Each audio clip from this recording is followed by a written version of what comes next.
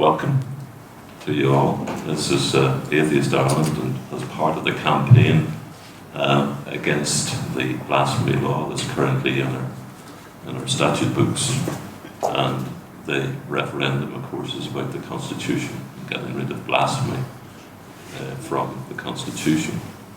I think most of you, all of you, will know Michael and Jane Donnelly from Atheist Ireland. My name is Tom White, and for my sins, I've been asked to chair this meeting. Michael is going to speak about blasphemy as it affects people here in Ireland, and Jane is going to address the international aspects of blasphemy. But I thought I might start with something that I've done myself, very briefly, read you a letter that I've written. It stemmed from a bit of silver surfing I was doing a few weeks ago, and I went onto the International Humanist and Ethical Union website, and there was a plea for a man called Ahmed al-Shamri, who's subject of Saudi Arabia. I think they're subjects there rather than citizens. But it said that in April 2017, Ahmed al-Shamri was sentenced to death for atheism by the Supreme Court of Saudi Arabia.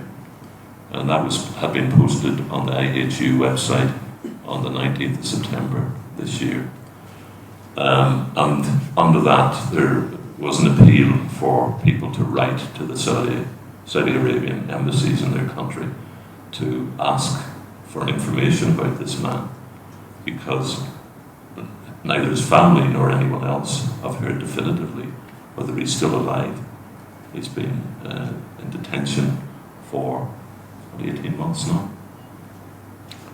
So I thought, if I was in that situation, I would hope that someone would speak out and try to get him freed, at least. So I wrote to the ambassador in Saudi Arabia in Dublin, and I said, "Dear Ambassador, I write to express my deep concern about the circumstances of a Saudi Arabian subject, Ahmed al-Shamri, who was sentenced to death by the Supreme Court in your country for atheism in April 2017.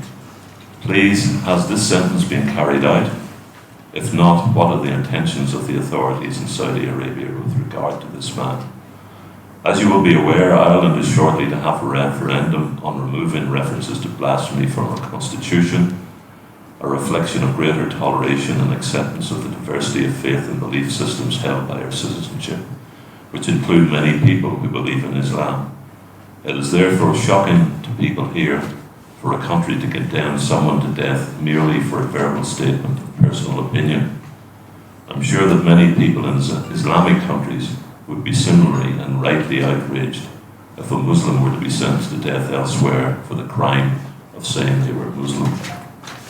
This letter has been copied to the Atheist and Minister for Foreign Affairs, Mr. Simon Coveney, in the hope that highlighting this issue might improve the chances of clemency and early release for Ahmed al-Shamri. Yours sincerely, Tom White." There was a reply, usual little acceptance from Simon Coveney's office, but nothing from the Saudi Arabian embassy. So I think, what Michael and Jane are going to explain, the legal and international ramifications of what's going on. But we have to remember also that there's a personal dimension to all this. People are suffering all over the world as a result of blasphemy.